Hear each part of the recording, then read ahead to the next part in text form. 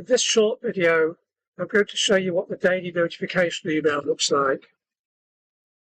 On whichever days of the week you specified on the settings, which we covered in the settings video, you'll receive an email that will have a subject line MBM Bookmark Manager Daily Notification. In it, you'll see a summary line that shows you how many articles you've added to the database, and it will show you a random one. This is the same random article you'll find on the dashboard, and it changes every 24 hours or thereabouts. So the information shown here is the same as on the dashboard. From here you can edit the article, open the article on Medium. You can edit the article information on MBM. You can view the list on Medium or on MBM.